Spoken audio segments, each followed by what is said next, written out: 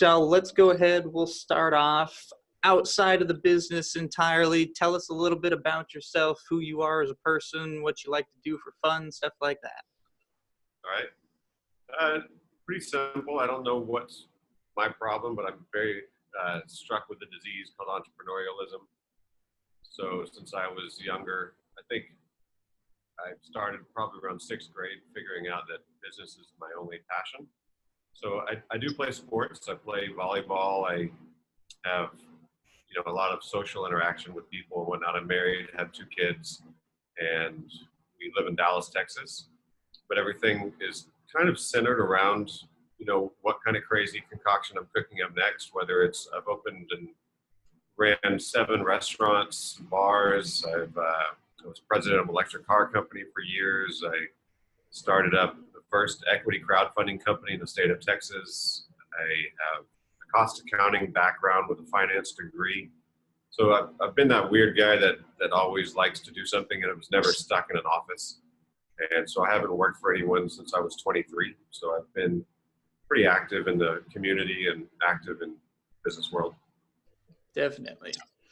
And so you mentioned prior to this current venture you're on, you've been running a couple businesses. I'm assuming this isn't your first venture on the entrepreneurial side of things. Have you had some decent success in the past with these businesses? Yeah, I like to say I do a lot of mentoring for military veterans when they come back from overseas and they're trying to assimilate back into the real world, or we call it real world. I've made millions and I've lost millions, and I have done what every good entrepreneur should have done, which is, they were focused in on what they wanted to do. They fell in love with the project, and then things change. I tend to become more of a trailblazer than a follower, and then so because of that, I'm usually the one with the bumps and the bruises all over me. But most of my restaurants were extremely successful. The electric car company was a heartbreaker because we had some of the best technology on the planet, and I sold more than 6,000 cars and never delivered one. So my engineer would never stop engineering. I had a technology company for a while, and we kind of created a really neat way of augmented reality. And we were in that for 7 years, did some really big campaigns for Pizza Hut and for Bud Light and Denver Broncos, things like that. So we had great success in it, but it never caught on based on, it was never native in the app. So what I've learned over the years, I was even in oil and gas for 5 years, and I had plenty of great people, great things around me, but the market was at $114 a barrel when I started it, and it went down to 26 in the middle, and very tough area to do things. So I figured out, and this is the craziest thing, and I tell this to people who I tell about the ice cream company, it's literally the dumbest thing I've ever done in my entire life as far as a business. And it's by far the most fun. I guarantee you'll be the most successful thing that I've done. And we're just having a blast. And I think I had to learn everything up to this point in order to really do this one the right way. Absolutely. So on that note, why ice cream? Where'd the idea of ice cream come from in the first place? All right. So the honest, truthful answer, which is when I was mentoring some of the vets, one really caught my eye. One had he was a military vet that he was a sniper, and he was just a great guy. He had a wife that they just wanted to get out of the business. They wanted to get out of the killing business. And so they came to me for some investment. I put in some capital, got things moving. They had a really neat product, which was being able to infuse alcohol to ice cream, but we just couldn't get together as a group. There was always some issue. I think there was some severe PTSD. There was some issues with the way that they wanted to see the business growing. And so since I was the capital behind it, they wanted to put in a significant amount more. They didn't understand lean and agile business. And so after months and months of really putting them out there on the map, we decided to go our separate ways based on another mentor that they had that was really giving them contradictory information. And so I just considered the project dead. I didn't know much about, I never learned what their recipes were. I never understood what their science was. And so I was just saying, okay, well, that was another failed experiment, move on to the next one. Well, one of my business partners today just wouldn't let a dead dog lie. And he kept saying, we need to do this business because it was my brand, it was my designs and thought processes, business relationships, restaurateurs, things like that. And he said, well, why don't we go find a new chef? And so we did. We went and looked for chefs. And so we had a James Beard winning award chef come on board. We've had multiple, but unfortunately, none of them really understood the science of molecular gastronomy, and they didn't understand how you would marry it with mixology. And so one day I just sat there in the kitchen, it was me and my attorney, and we started playing around. And I went back to the drawing board. I'd never made ice cream in my life. There was no way that I was going to be able to crack this code, but I started just going into what I always do, which is learning the science and learning what are the core temperatures, what are the key ingredients, how are the stabilization, the equalization, how do we create emulsification. So we went into all the occasions, and I just sat there for about 6 months and studied every single piece of this puzzle. And I guess the reason why I came up, so I actually came up with all the recipes. So I came up with the way that this thing actually worked. And after doing this for so long, my wife was getting very frustrated because I was always inside of her kitchen cooking. And so finally, it just worked. I started figuring out how to make this ice cream and how to actually get the flavors to match what I wanted them to feel like, because I didn't know what not to do. So a traditional chef would be that person who goes, you know, you have to put sweet and put some savory and then do these things and have it more of an art, when mine was more of a chemistry. So I had to go by numbers, and I had to go by the mathematics behind it. So once I cracked the code and found the right ingredients, then I had to start sourcing the ingredients and started figuring out, okay, well, now that this is working, now how do we make it scalable? So that's when I started looking for a commercial kitchen, and I started figuring out where some of these ingredients that I'm going to be able to do at a low cost, where it's cost effective for the consumer, but still profitable for the business. So once that was in, it was about a year into it after making, I'm at 28 current recipes. I have plenty more that I can create, but I had to stop and slow down. So now we focus on four ice cream recipes. We focus on 4 sorbets. We do popsicles. So everything I did was for scale. So that way, when we can go out into the world, which was through Benny Keith or through Cisco or through all the major food brokers, we started coming up with, let's make this work so there's not too many SKUs. Let's figure out what we can do for, customer to figure out so they didn't have so many choices to confuse them. Making the packaging perfect. And so now we're in hundreds of restaurants. We're in, I'd say, around 20 hotels. We are growing exponentially as far as we're about to open up 6 more stores. We have brick and mortar. We have B2B. We have, just pretty much our goal in this company was to create something that was much bigger than ourselves and to go all 50 states. So we're working on. Excuse me, I'm sorry. Let's No, you're fine. talk a little bit. When did you start to deliver your first product?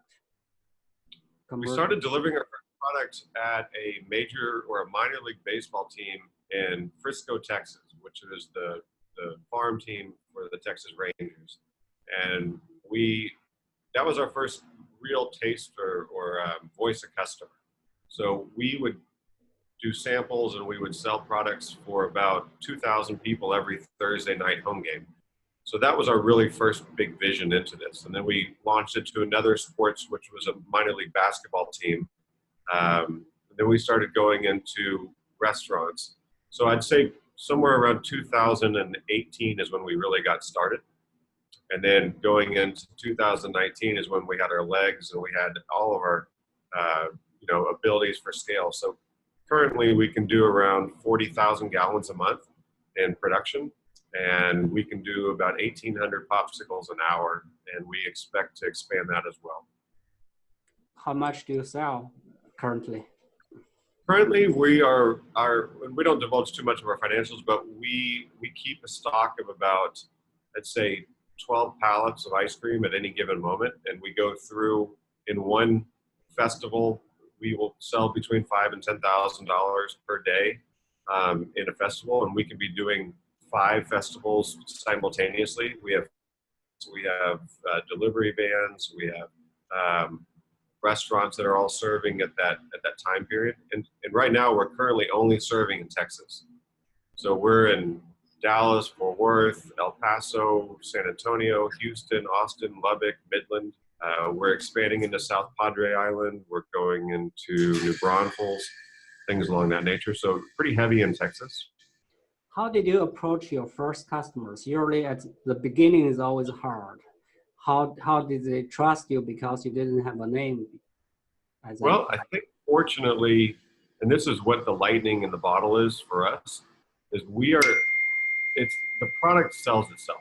There is no question. It's one of the most delicious things you've ever eaten. And when you can taste the alcohol and you really know what's in there, it blows people's minds.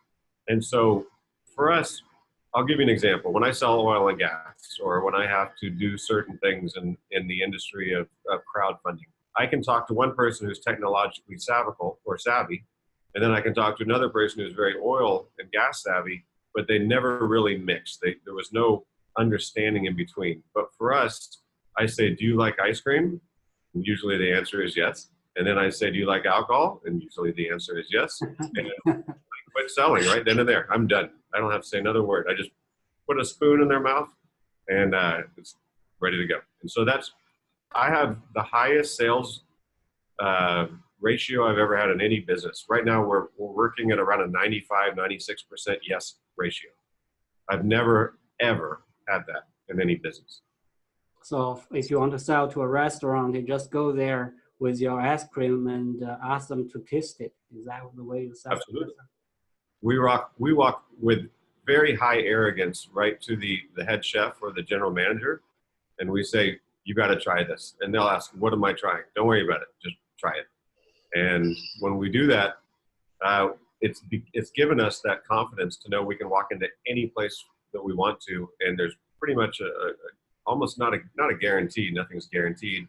And our product is not the least expensive thing on their menu, let's say. So we have to overcome objections. We do have to explain to them, why it makes sense as a metric. It's how it works within their bar inventory. How do they worry about what the yields are going to be? What the cost of goods sold is. So as being a bar owner and a restaurant owner, I'm very conscious of these things. So we try to provide an answer that will overcome any objection. So if you can get one past me, then I feel like you are an exceptional restaurateur or business owner.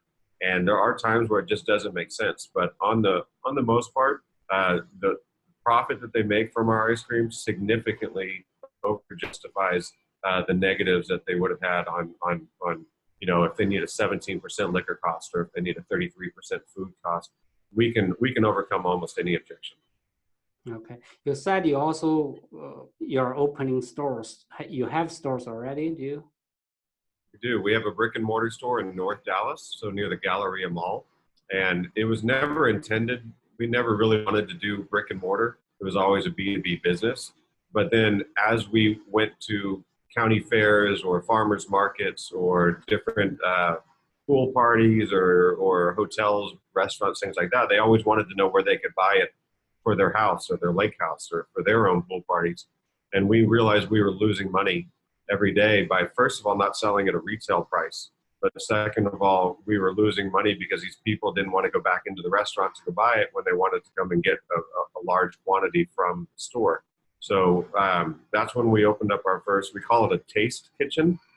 We didn't want to be just a restaurant. We wanted to actually, we can come in there, enjoy it, do some R&D. And then now we're turning those new stores that we're building into distribution hubs. Because one of the biggest challenges in our business was distribution. So getting a frozen product to a facility is not impossible. It's something that's done, and it's not we're reinventing the wheel, but getting something with alcohol into a frozen product and then now dealing with the different liquor laws that are required, that was where our challenge came from. So having that distribution mechanism was imperative. And then we needed a place for our field reps to go get samples, and we needed so even if our stores never made a profit, they're still very valuable to us because that is considered our shipping lane hub. And the bonus is now we get customers to see our brand. They get to go into these stores and have a very good experience. They're very pretty stores, and they make you feel warm and comfortable when you come in. And plus, the ice cream, as I said, we're always doing something in the kitchen. So we create holiday seasonal products. So for right now, we have eggnog, we have pumpkin spice and peppermint for the end of the year. And all of those are above 10% ABV, going all the way up to 15% alcohol by volume. So that's really our core competency, is the high alcohol volume inside of an ice cream, but still have that flavor and balance that people are looking for. You said that the store itself is not profitable. As a business, is it profitable? Oh, the store itself is very profitable. I was just saying, even if it weren't, we would still want to have more stores as a distribution model more than the retail aspect. But fortunately, we get the best of both worlds. Right now, our store is, it's doing roughly between $300 and $500 a day, and our rent is nominal. So we're exceedingly profitable in this store, and we have 0 foot traffic. This is all word of mouth driven. And whenever we get into our more high-end facilities, like for example, near major alcohol areas where the bar scenes are, that's when we'll pay higher rent, but it'll be still with the same value, if not a significantly higher value. So our stores do matter, and they are profitable. Okay, you said $300 to $500 a day, right? And that's no foot traffic whatsoever. Well, even during weekdays, Even during week, we don't even open on the weekends here, because we do other locations. We do farmers markets, which usually that's between $500 and $1,000 a day in just a small little rural area. And then, as I said, when we do festivals and things on that nature, they're ranging in the $2,000 to $10,000 a day range. Mm-hmm. So there's always something happening, and our goal is to create more of those food trailers, to create more of those opportunities in different flea markets, fairs, outdoor art festivals, things like that. As a business, is it profitable now? I mean, let's just say we've invested into ourselves heavily. So profitable, there's still some burn, because, for example, we're bringing on new legal attorneys to figure out new states we can go into. We're buying new equipment. We're opening up new stores that are pretty cash heavy up front. So we're still right at everything we make, we reinvest in the company. But as a business, we've probably only been in true business with the store and with our equipment out for about 8 months now. So for us, we'll be very profitable in the second quarter of next year. And we'll go from, roughly probably open up with those stores, I would say another 3 or 4 times our EBITDA currently. So I feel like next year is our turning point when it goes from burn to cash flow positive. Definitely. So on the company side of things, what does it look like day-to-day basis? Who do the employees look like? When did you start bringing them on? What does that expansion look like? Well, for us, it's been very simple, because we hired an incredible co-packer from the beginning. We realized that we're excellent at sales and marketing, and actual production is not our specialty. So we found a partner that we just work well together. They've got a great team. So they handle all of our production. We pay a tolling fee, and we handle all the packaging and the sales and the distribution side of it. So as far as sales reps, we have independent sales contractors. So we have about 15 of those throughout the state. We have several in other states, but we're not quite ready to hit those because of the legal aspects of it. Because the unique part about our company is, in Texas, we are considered a food product by law, and we are not considered an alcohol product. So that is a game changer. It's a completely different paradigm. So now we're going into convenience stores, grocery stores, going into more outlets for us to be, reaching our customers. And so for us, everything we do is sales and marketing. We have a wonderful chef who's an ex-veteran as well. He's an Army-based guy, and he does a lot of our new product development. So from cupcakes to popsicles and new pies, things like that. Everything we do is 100% alcohol infused. So we do that intentionally because we don't ever want to have children thinking something different of what we do. So for example, we could easily sell regular ice cream and our ice cream next to each other. But when you have maybe a person who's 18 serving, we don't want them to ever make the mistake of giving something to a child that would have alcohol in there. So we're very conscious of that. So there's not one product that we sell that has no alcohol.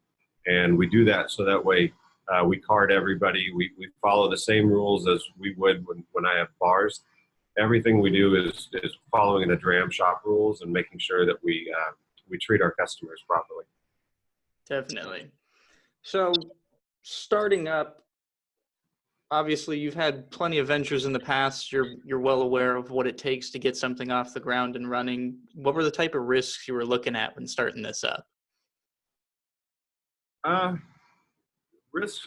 I look at risk differently than most people because I look at it as what's your exposure versus what is your risk. So for me, the risk was minimal. I mean, there was never really a risk because the product was so non-commoditized. It's something that everyone wanted, and it was so unique and new that it wasn't something that was very risky to us. Now, the exposure was different because it was not that much. We didn't have strong leases. We didn't have anything that was, I mean, we put about $500,000 into the business so far. We have invested into a lot of capital equipment.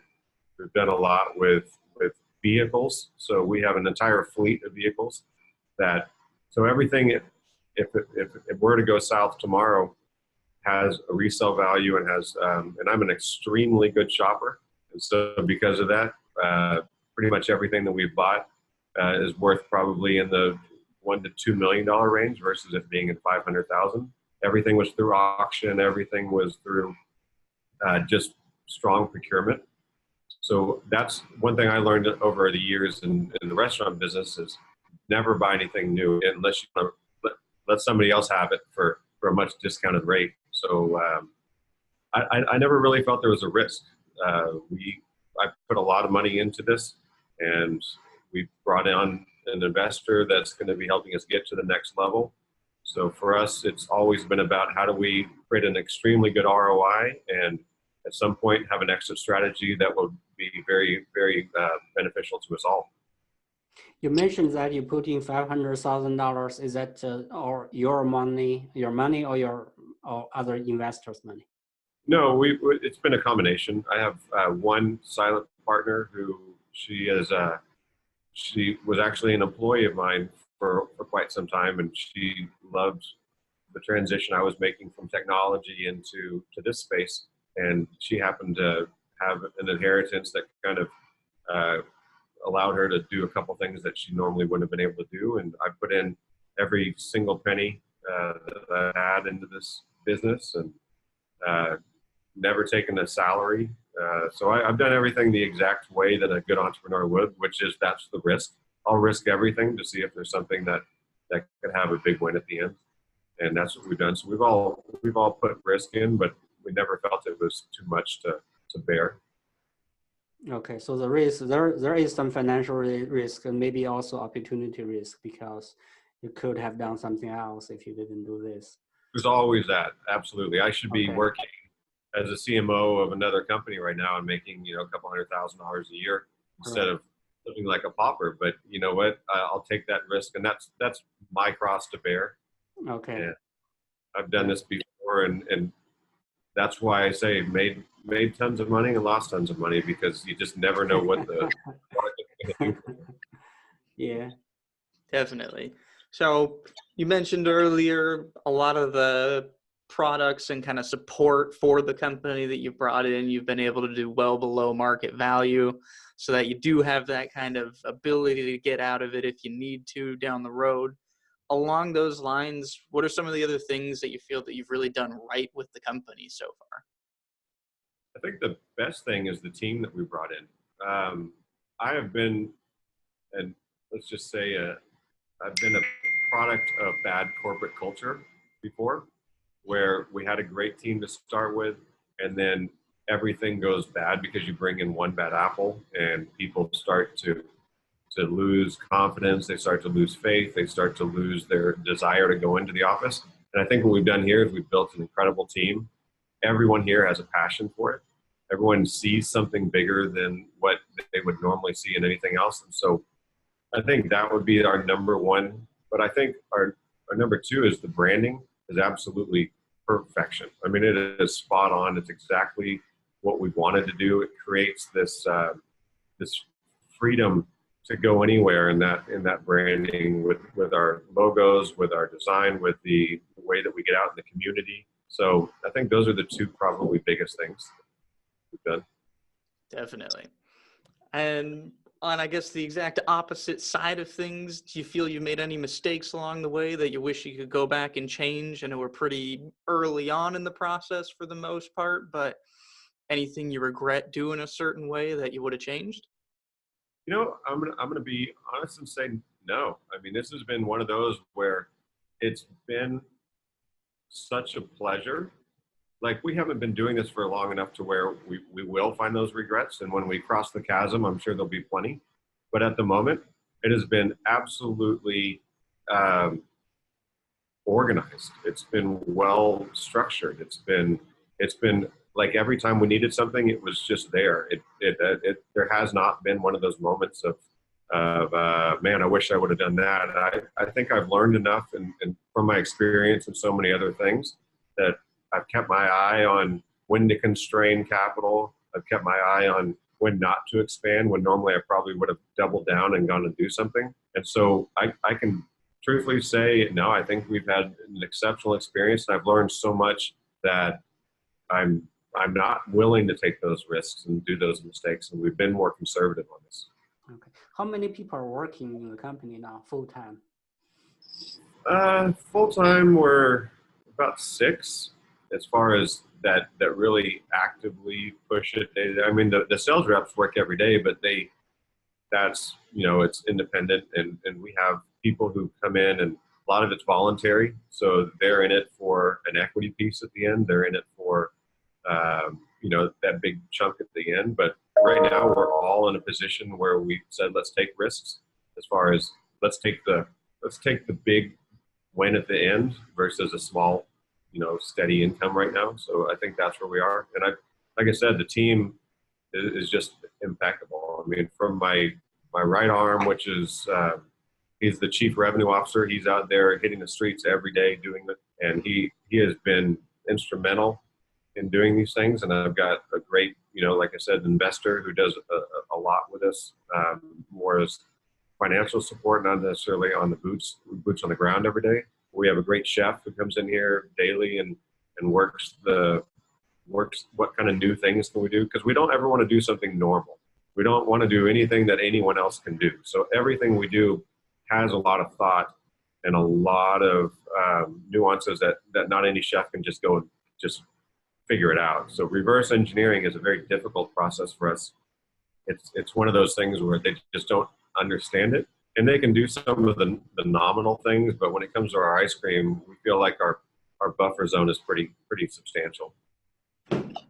For sure. So at this point in time, it does seem like you have pretty much endless opportunity to do what you want in the market. Outside of that, what would you say are the biggest perks of the position you have at the company right now? Well, it is very blue sky. I think that in Texas, if we just stayed here and never ever left the state, I'd be a very wealthy man and be very happy when everything kind of worked out. But our goal is to be a lot stronger than that and get into Illinois, Nevada, going into California, going into Florida, going into New York. So those are our key primary markets where we're do anything on the belt down here, the Sun Belt. But as far as the perks, my favorite part of this job, it hasn't changed, not even 1 second, is when I see a person light up when they taste that first bite. It never grows old. I do it on a almost daily basis. We're serving 50 to 10,000 people. And when you see that line of people, and then when they all come back and everyone goes, I've never seen anything like it, where do I get it? It makes everything validated, and it lets us know all that hard work was worth it. And right now, I smile every day I go to work. And I haven't done that in years. That sounds great. For sure. Yeah. Speaking of the people, who are you, I guess, targeting for the most part with this product? Obviously, it's going to be 21 and up, being an alcoholic product, but are there any demographics specifically that you're shooting for? So here's the funny part. It is all across the board.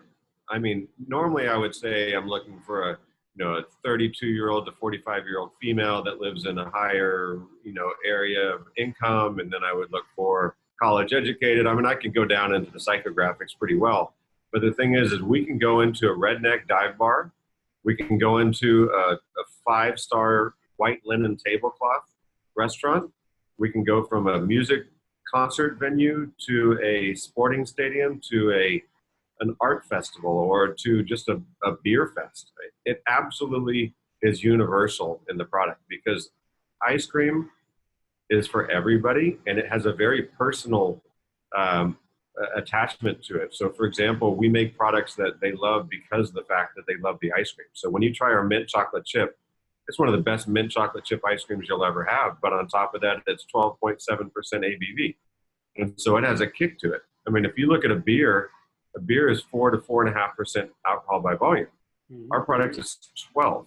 We go all the way up into the 15s. Our popsicles are incredible, from our brunch line, which is mainly for higher end establishments, and it has a pomegranate rosé to a sangria to a blood orange mimosa, even we do a white peach Bellini. So everything we do is unique and delicious. And so when people try it, they don't just buy one, they'll buy 2 or 3. Ice creams are different. They'll buy one, and that's about the end of it because it's such a rich, decadent dessert. So we have something for everybody. Our cupcakes even have as much alcohol as a glass of wine. So when we say we do something right, and we are very cognizant of our alcohol content. So we also, like I said, watch their faces, make sure that they haven't been previously too drunk to buy one of our products. So we take it serious, but at the same time, our stuff, it's not meant to, buy a 6-pack and drink them all at one time. Ours is have one. It's a lovely dessert. It changes the entire flavor and feel of what you thought was possible. And so we like I said, there's no demographic specific. I can go into African Americans. I can go into Hispanics. I can go in with, we make a matcha tea version. We make a tres leches and a churros version for the Hispanics. For the African American crowds, we have a lot of sweet flavors for the popsicles, and the mint chocolate chip is great. The bananas foster blows people away. So there's not one. Even on the Indian crowd, we have a horchata, which is more rice based, and we make a mango. So we're very, very cognizant of the fact that we can pretty much touch any marketplace and make them smile just as much as one specific demographic. Absolutely.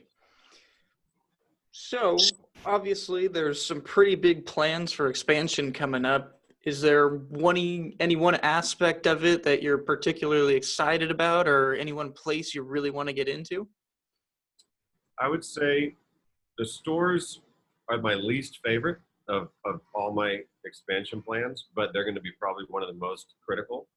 I love the general contracting side of it. I love the building of it. I like the locating and all that kind of stuff, but the day-to-day is not really something I'm passionate about. So fortunately, we have some good team members that is their strength.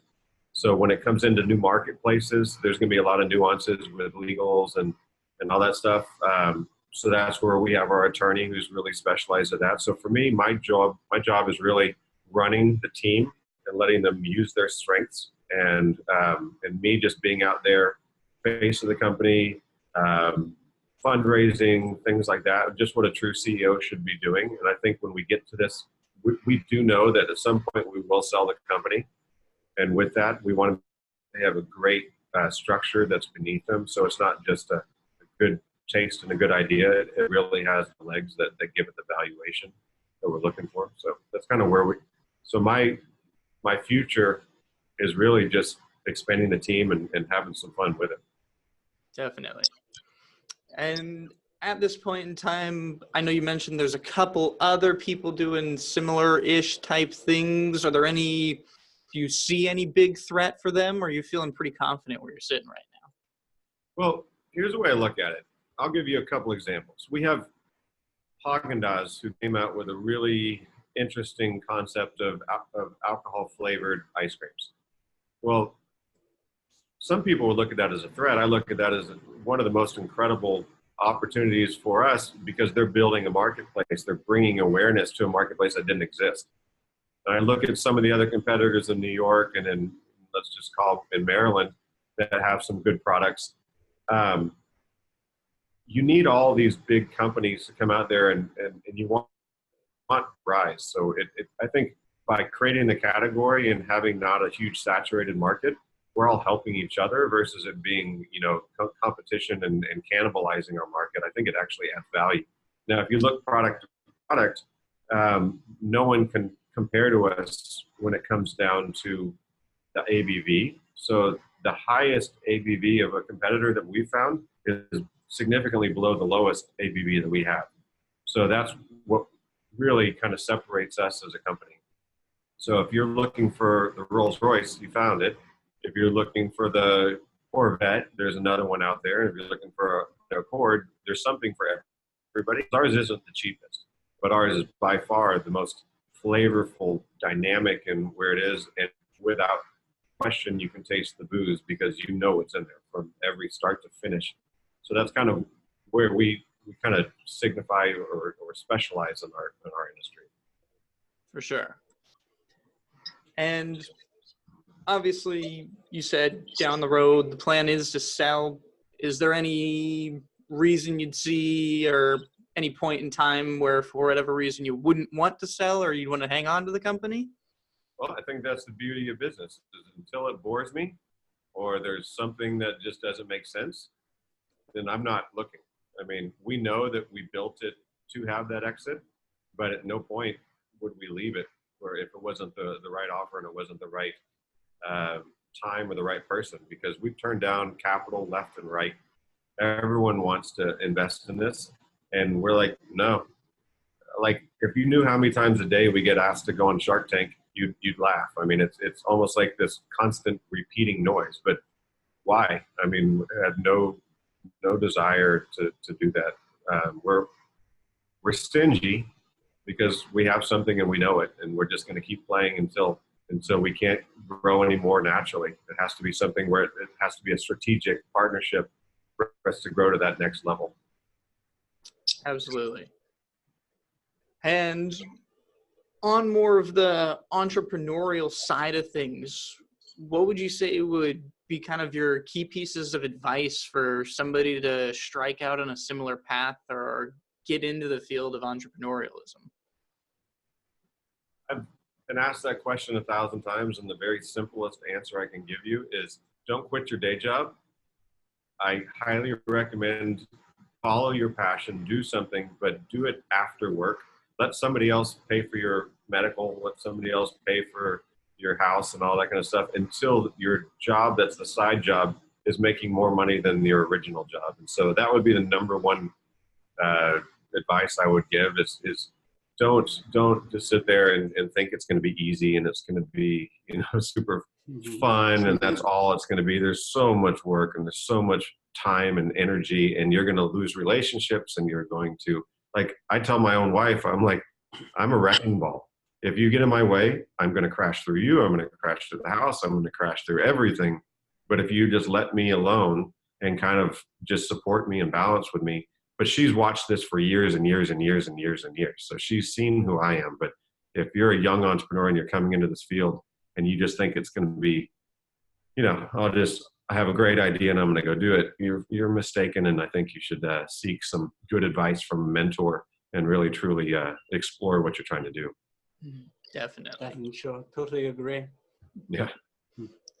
And on a day-to-day basis, or I guess at any point in time, is there any quote, person, book, anything like that that you like to look to for inspiration?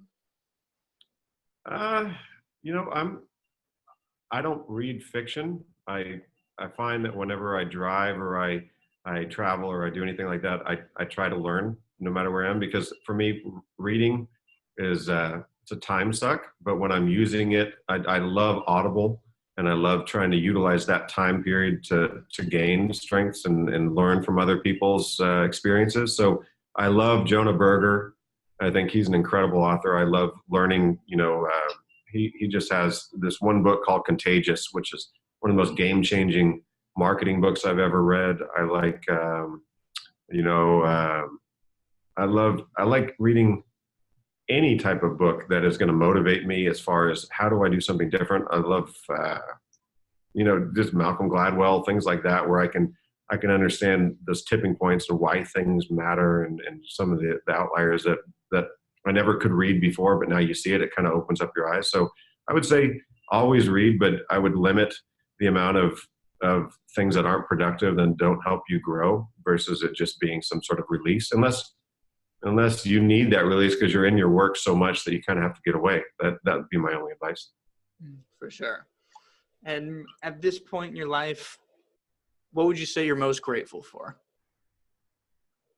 I think I'm grateful the most that I found a partner that I can share everything with, which is my wife. I think it's without her, I probably wouldn't have the same drive or determination to do as much and as fast as I've done, because she deserves all of this. She has given me so many resources and tools as far as just being there and taking care of the kids and doing a lot of things that I don't get time to do. So I would say she's probably what I'm most grateful for. And then, my business partner has been exceptional. We fight like cats and dogs at times because it's just what's passionate.